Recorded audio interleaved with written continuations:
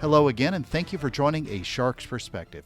The market for CDPs is a noisy and crowded market, and it's also a confusing piece of technology for many brands. One study showed that it's been a disappointing purchase for many, but still the purchase brands are most eager to make to add to their tech stacks. Are marketers simply using the tool incorrectly, or is it a problem of understanding expectations of how to use the tool or even deploy it correctly for the actual intent of their use case and the problem they're trying to solve with customer data?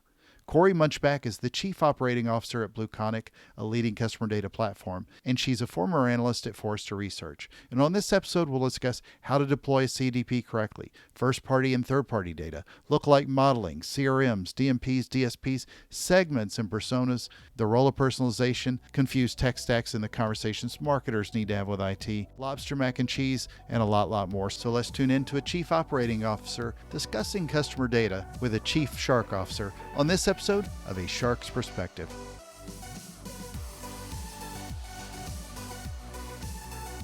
Cory, thank you so much for joining us today on A Shark's Perspective. If you would, tell us a little bit about your background and your career to date. Great. Thank you so much. I'm thrilled to be here. Cory Munchbach, I'm the Chief Operating Officer at Blue Conic, which is a marketing technology platform specifically in the customer data platform space, located in Boston, headquartered in Boston. I've been with the company just over 5 years now, so been very much in the weeds of this huge explosion in the CDP category. It's been a very exciting ride so far. Prior to joining Blue Conic, I was at Forrester Research. I was an analyst that covered both the marketing technology space broadly, as well as working closely with the CMO and marketing leadership teams on sort of digital transformation, customer lifecycle oriented marketing for a number of years. So this has been kind of the bread and butter for me of most of my career to this point. Yeah, weedy it is. That's a really good phrase, and I say that even having worked in lawn care industry before. But so would anything in your own customer data platform have gleaned any insight that would have told the world that you went from a political science degree to a CDP tech stack company? I'm still asking myself that question. So, Yeah. so far, no evidence. It's even actually more confronting is that 10 years ago in March, I had made the choice to decide between going to the BU School of Public Health to get my master's in public health or to pursue an opportunity that I had in front of me at Forrester. And almost 10 years to the day, I was working closely with the rest of our leadership team on our switch to remote work in the light of coronavirus. So some things kind of come full circle in their own right, but the direct line from political science to where I am now, I think the only thing that you can really say is that you have to be able to think both big picture and into the details and sort of move between the two of those in terms of how you think. So maybe the topic and the content certainly has changed, but I was very well suited from that sort of approach to my academic undergraduate career to where I am now in that regard, at least. Agreed. Well, I saw you speak a couple of years ago at a conference and then ended up getting to meet you at one of the Martech East events in the world where we were allowed to come up and shake hands and say hello to everybody. But where do you see sort of customer data platforms today? I mean, we're talking about this now in 2020, and this has been a bright, shiny object for a while. So how do you see sort of the market shaking out? There's so much confusion around CDPs in particular. And I read not that long ago that customer data platforms were considered one of the most disappointing investments that brands had made, yet it was still the number one investment that they wanted to make, according to a report by Gartner and Commerce Next. And it went on to say that a lot of them were just deploying them wrong as CRM systems. So elaborate, if you will, a little bit on how you see the industry and where you see people making the wrong mistakes with how to use this really important piece of technology. Sure. I mean, we could spend a whole day on unpacking all of those topics, but generally speaking, there's always truth, I think, on elements of both sides of this in terms of like the brands and how they're approaching the technology purchases and how they're implementing, as well as a huge amount of confusion in the vendor space as well. So, the problems are where a lot of these kind of things come together. Almost from the outset, CDPs had a challenge ahead of us. If you think even back to the first time that CDP appeared on Scott Brinker's super graphic, it was actually a box with DMP and CDP, which quickly became clear that we're really very much nothing alike. In fact, we deal with very different issues and in a lot of important ways. But right from the jump, you sort of had that conflation of two very different types of tools that are supposed to be used for very different reasons. And that's sort of a harbinger of what was to come. It's also really challenging because by definition, a CDP sort of needs to sit among and between existing other types of solutions. And therefore the lines are always going to be blurry between whether it's CDP and CRM, as you mentioned, CDP and MDM, master data management. We get a lot of questions about that. And so sort of the flexibility that is necessary to solve this fundamental pain point of giving marketers data that is unified and actionable also inherently makes it difficult to really wrap your head around how to approach it and how it's going to fit into your unique tech stack. And where the industry has swelled since those early days, 2015, 2016. So even in the last 12 months, we've seen consolidation in the industry. Acquia bought Agile One, Right. Amperity and Castora sort of came together in sort of a merger acquisition type of situation. So I think we'll continue to see similar types of trends happening as really the market definition coalesces around a core sort of set of providers. But I think it's absolutely critical to point out what you raised, which is sort of the hype disappointment that some marketers have experienced with their purchase. And I can say that, this is a big implementation in terms of how you have to think about it. Again, if we're talking about bringing in data from a dozen or more sources within your existing brand technology ecosystem, that's no small feat to think through and really create a plan around and apply to the use cases.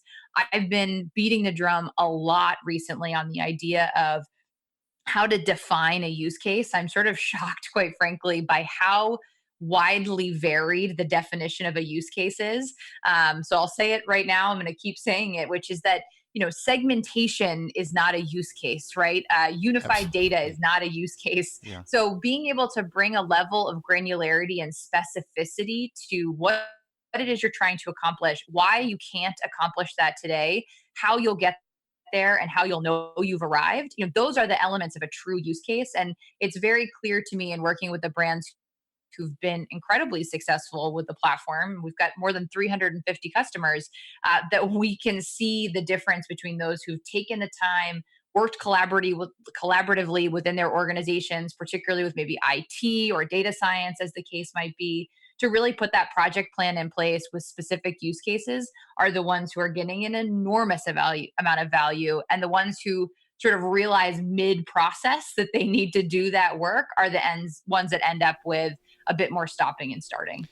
So do you think a lot of the problem exists more around marketing or IT? And the reason what you just said made me think that some of this may be, again, more the misconception of marketers versus the integration of the IT, the data back end folks in IT.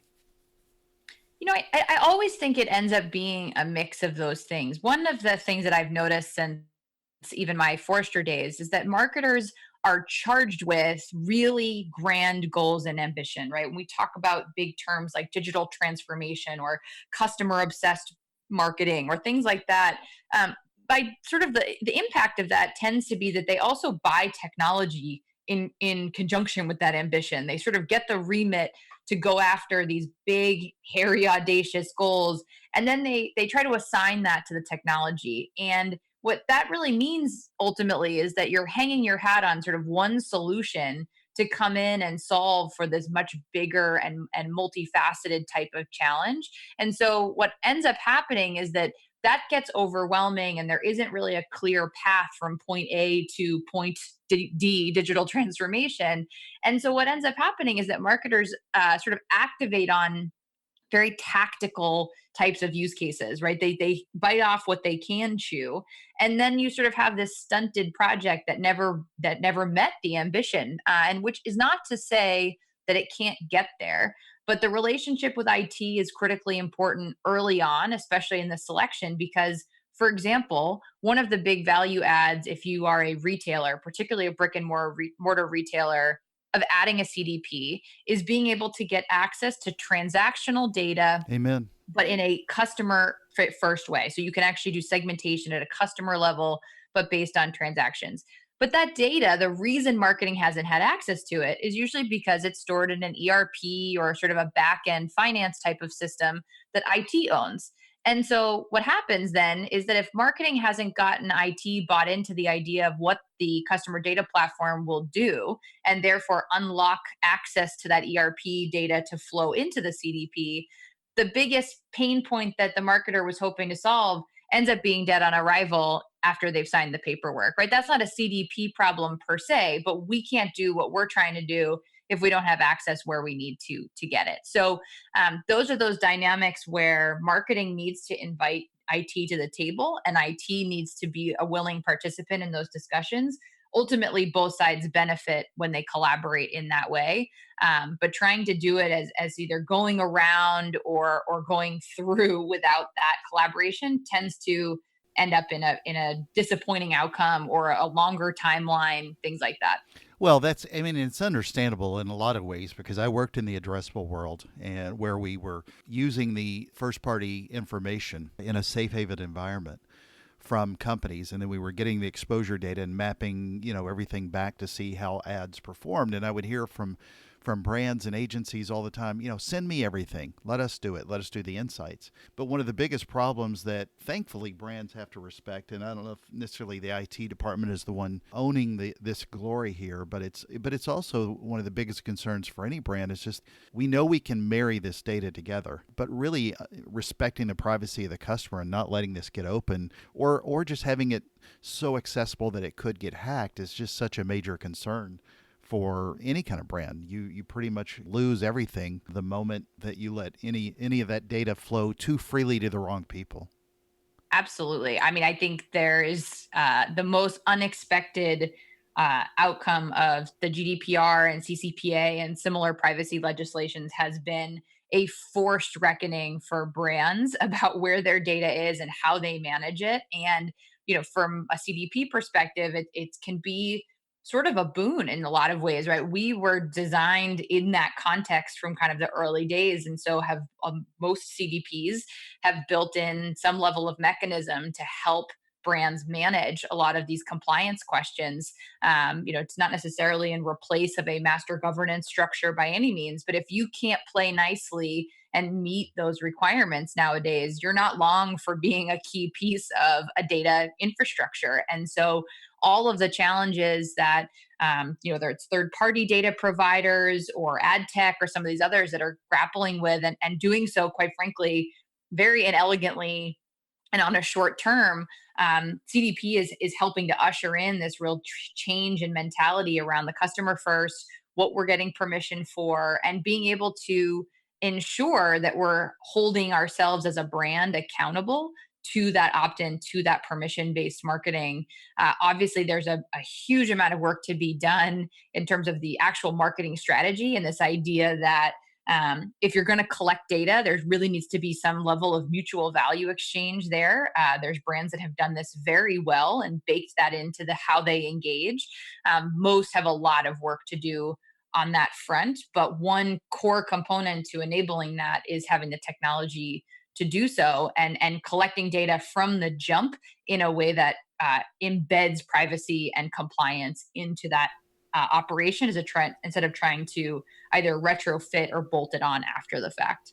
Yeah, I think this always reminds me of a Jeff Goldblum quote from Jurassic Park that it's a question that marketers need to have as well, and brands do. He said, yeah, but your scientists were so preoccupied with whether or not they could that they didn't stop to think if they should. And that makes a lot more sense when you think about the capabilities of what we can do versus what we should do in respect to really respecting customer data. And at least if anything, it's given us a lot of pause to look and respect that data a lot more. So to your point earlier, help me define what is the specific problem that a marketer needs to ask, or the specific problem that you as a CDP company should be solving? Not necessarily Blue Conic, but CDPs in general. What is that specific problem that they need to figure out without it making it some sort of pie in the sky with lofty expectations, as you mentioned before?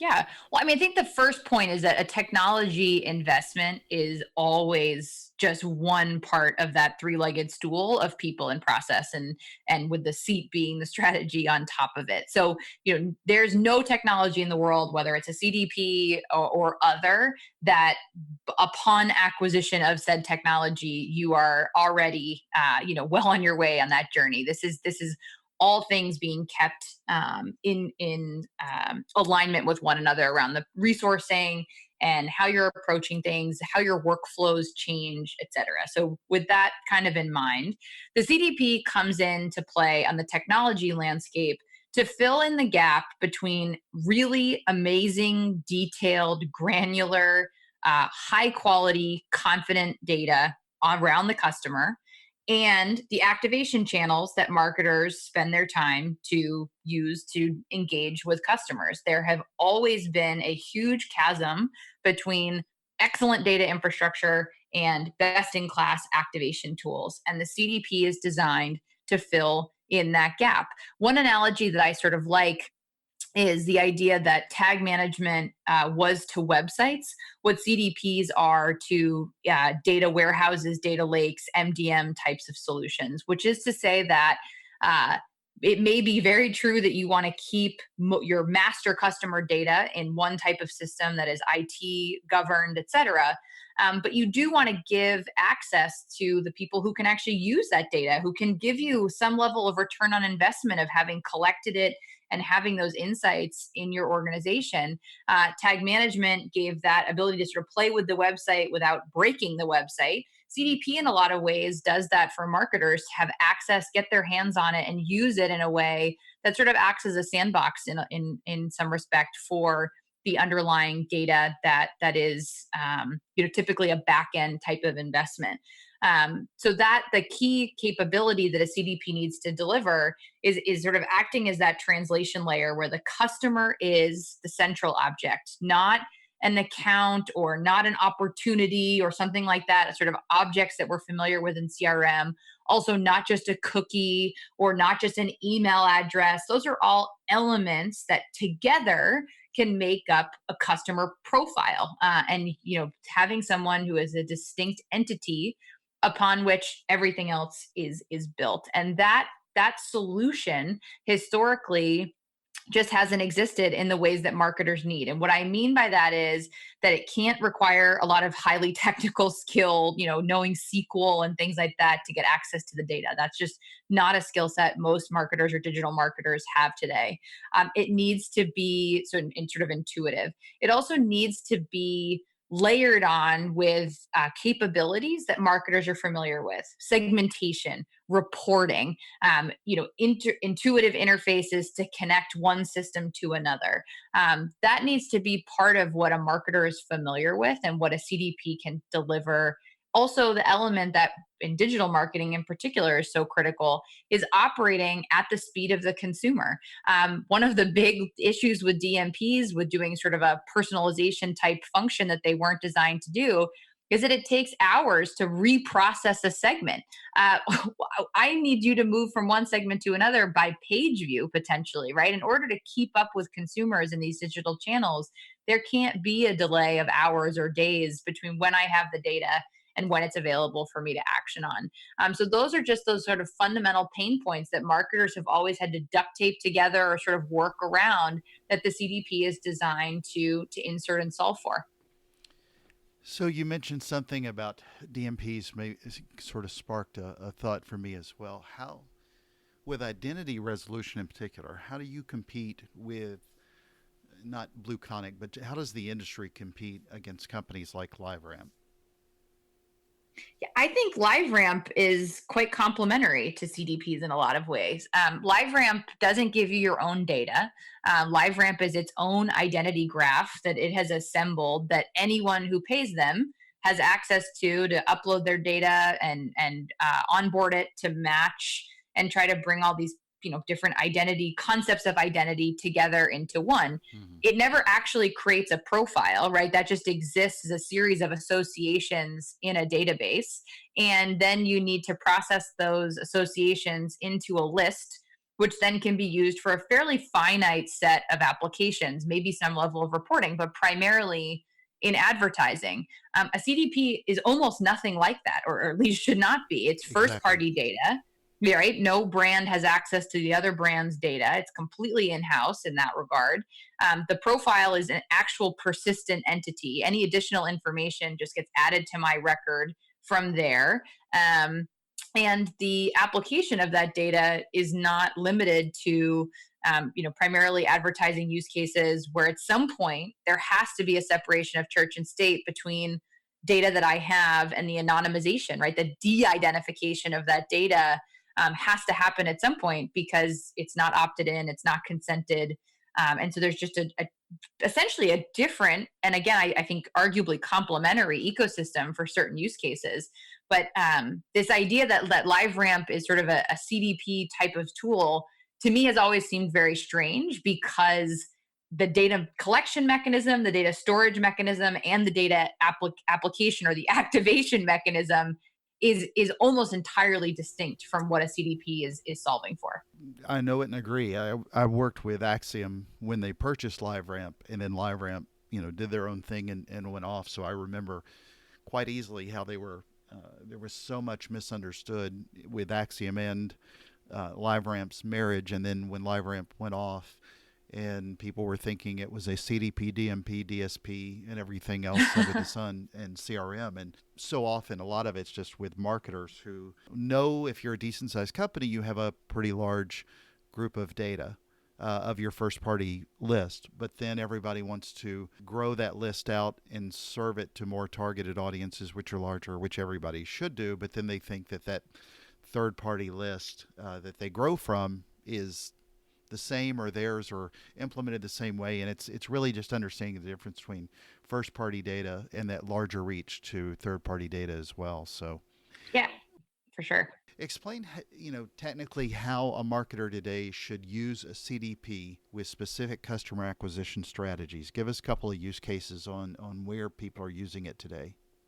Sure. On the acquisition front in particular, again, there is this opportunity to have a much more granular definition of segments, so that you can micro target in ways that you couldn't before, and critically, at scale. This is not something that needs to be managed and sort of constantly dealt with at a very continuous level, essentially. So you can do a lot of data management and segmentation to hand those segments off to, again, whether it's a LiveRamp or to directly with Facebook or Google, or through another DMP. But you have true first party identified information that can then be focused in those areas in terms of how you want to acquire new customers, right? Who are you focusing on? Lookalike modeling, things like that. So that's a big area. We've got a couple customers, some of whom have literally seen a triple digit improvement on their return on ad spend because of the granularity and the timeliness. I can't come back to that point enough, with which they're able to turn around activation use cases. So, for example, if I'm an e commerce player and I have a particularly valuable product that we really want to make sure that customers complete a purchase on, being able to target abandoners directly from the website with the specific product that they were engaging with, and sending that direct to Google cuts down on an enormous amount of time, technical complexity, and again, being able to do that at scale is sort of an ongoing program, rather than processing a list of abandoners every hour or something like that. So there's operational gains to that, as well as the kind of performance I just alluded to. 100, 200, 300, 400% return on ad spend. That's an enormous benefit right there. Another one is lookalike modeling. I alluded to that. So if you actually have, your best customers in your CDP, and you can do some lookalike modeling right on top of that data, and then use the scores that are applied to the whole rest of your data set, either to convert on your own owned properties potentially, right? So people who have a high score of a lookalike, using personalization on your website or an email to get them to actually convert further down funnel, or to go find more folks like that through your paid channels, off of your owned properties. So those are the kind of use cases on an acquisition front that are, I would say, a vast majority of customers who are focused on acquisition in that way, particularly digital acquisition, are use with the CDP. Again, I can't stress enough the emphasis that there is operational gains to be made here, and that time is a valuable currency in marketing that is really hard to maybe measure in terms of the dollars and cents, but is actually the kind of thing that makes up a huge difference down the road, right? In terms of the actual marketers and how they're spending their time, but also in the efficiency and efficacy of the kinds of programs that they're running, because they're more timely and therefore more relevant. So, last but not least, before we move towards the close, help me understand from a CDP standpoint how companies should best leverage creating those personalized experiences. Because I think the personalization that we live through today is still pretty clunky at best. Oh, I couldn't agree with you more. And it actually goes to the point that you were making, It's upsetting. yeah, a bit earlier around this idea of like the value exchange. And this is, again, I think a consequence, potentially very positive consequence of GDPR and CCPA, which is that in order for a customer to want to give up their data, they're going to expect something valuable in return to them, not just what a brand thinks is valuable, but what they as a consumer, what we as consumers think is useful, and having that kind of closed circuit. And I think personalization plays a critical role in that. I think every time I read a newsletter, there's a new study about the impact of personalization. And the long story short is, personalization can have an impact, and depending on what you're optimizing for, it works or it doesn't, right? There's not a lot of rigor that's sort of brought into that, and usually it's just to tell one vendor or sort of one customer's sort of narrative, but what you're optimizing toward is really, really critical. And so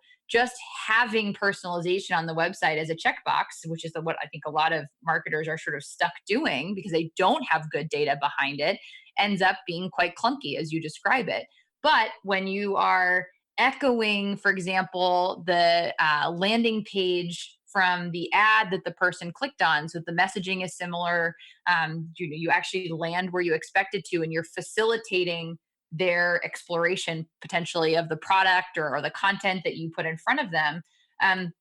That's effective personalization. Then you're moving them closer toward the goal that they maybe expressed interest in the first place. So I think marketers just doing personalization is not enough, and CDP offers the opportunity to have better data here. But then you still need to take that data and think about, what does this tell us? I remember there's an amazing case study even back when I was at Forrester about a bank who realized that doing personalization for their VIP top customers actually hurt the relationship that they had with those VIP customers because it was so one-sided. That personalization for personalization's sake is maybe a net neutral and in some cases the best scenario, but actually can be quite detrimental in the worst. And I think a better approach to how we think about this, why we're using personalization, what we're measuring and optimizing toward, that level of rigor is absent in a lot of cases. But as I say, things like GDPR and CCPA are going to force marketers to confront that, whether they like it or not, I think. Well, this is a little bit of a shameless plug question for you. What's Blue Conic's differentiator in the market? It's good, and it's a noisy market. Yeah. For us, it's about flexibility. The platform has built on a lot of solutions and tools that are either open source, best in class. So things like Apache Cassandra, using Jupyter for artificial intelligence and notebooks and machine learning. So being able to plug in a lot of different best of breed types of solutions under the hood gives us an enormous amount of flexibility then with the types of environments that we need to work within. So being able to handle a lot of different kinds of data, a lot of flexibility with the data model for each individual consumer, each individual customer that we work with, for example. Marketers, want direction and they want to know kind of what they're getting at, but everyone's technology ecosystem, use cases, everyone thinks that those are different and unique to them. So our solution is structured enough to be able to have sort of a standard playbook and a set of value proposition that we need to be able to bring to every customer, but is able to flex accordingly. So we aren't sort of a one-trick pony and don't demand that customers adapt a lot around us to fit when the addition of the CDP comes into place, that they can actually spend their time focus on how their workflows are going to adapt and how their resources are going to be assigned, rather than needing to re-architect the solutions and data sets and things like that that are happening around the platform itself. Good point. Cory, I asked this of all my guests on a shark's perspective as a shark fanatic who's seen some great whites off of east of the harbor. But what is your favorite kind of shark and why? Ooh, great question. I think probably the hammerhead shark would be where my vote comes. I just always respect something that has evolved with such a unique sort of physical set of characteristics to succeed in their environment. So I would go hammerhead. Perfect. Cory, it's that special time of my show. Are you ready for the 5 most interesting and important questions you're going to be asked today? I cannot wait. All right, number 1, Tom Brady or Gisele Bündchen? Gisele, I'm always going to pick the badass female.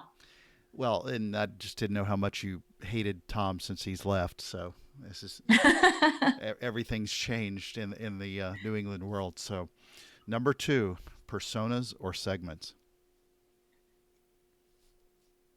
Segments. That's a tricky one. I think personas inform segments, but segments are where the rubber meets the road to actually get shit done.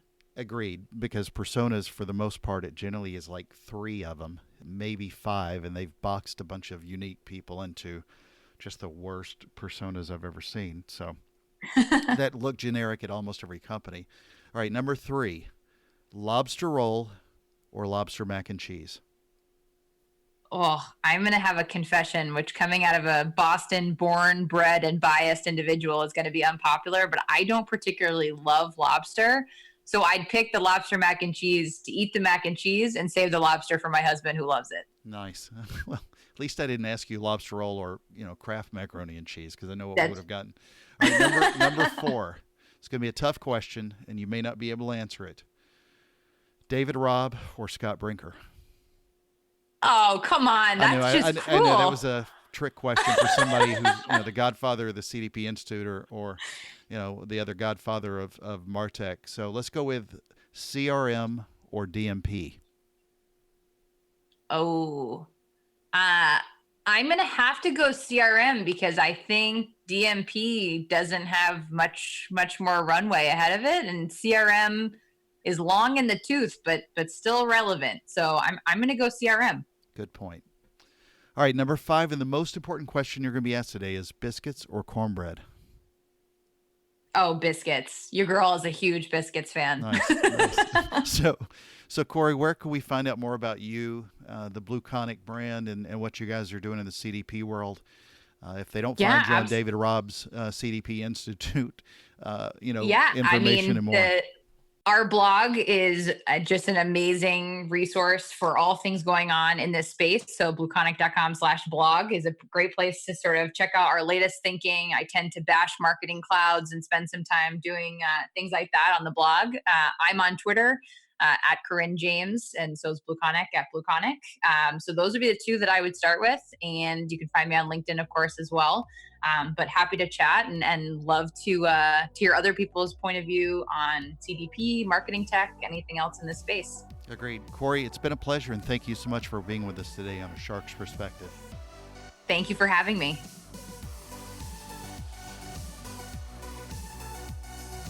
So there was my conversation with Cory Munchbach, the Chief Operating Officer at Blue Conic, a leading customer data platform, and she's a former analyst at Forrester Research. Let's take a look at 3 key takeaways from my conversation with her. First, there is still so much confusion around all technology tools today, including CDPs. Do an audit at any brand and you'll find waste that doesn't serve the brand or especially the customer. As Cory said, the hype disappointment is real. Problem I've found also is that most companies are not still working off one true source of data, and what they still have gets siloed and thus not unified. And with a CDP, understanding the use case is a challenge, especially when, as she said, unified data is not a use case. But what she finds is that those who are truly successful at getting value out of a CDP are those that know beforehand what problem they're actually trying to solve, not figuring out middle way that if you hammer a screw into a wall, Okay, the screw is in the wall, but that doesn't make it a screwdriver. Really understanding your customer data could not be a more crucial endeavor that many brands fail. And while it's good to see that they're looking for technology solutions, still understanding that use case is so important. So before you buy a CDP, if you're not calling me, figure out what the problem is that you're trying to solve and whether you need a CDP or, well, a screwdriver. So don't be a data and outcomes problem of your own. Second, nothing more important than respecting the privacy of the customer's data. Still, we desperately need to provide so much more education around teaching people how to handle customer data. As Cory said in a quote, if you're going to collect data, there really needs to be some level of mutual value exchange there. You need technology that embeds privacy and compliance on the front end. Don't just try to come up with bad personalization that doesn't respect what the customer wants. Third, what is the specific problem that a CDP should be solving? No one technology will fix your problems. CDPs simply fill in the gap with high-quality data around the customer. She said it well in that a CDP puts the customer as the central object and not just the elements that make up a profile, which I know from experience that a lot of people still do. But here's wishing they'll get there. Got a question? Send me an email to kenneth@asharksperspective.com. Thank you again for the privilege of your time and for listening to this show. Love your customers so that maybe they'll love you back a little bit more and respect their data. Join us on the next episode of A Shark's Perspective.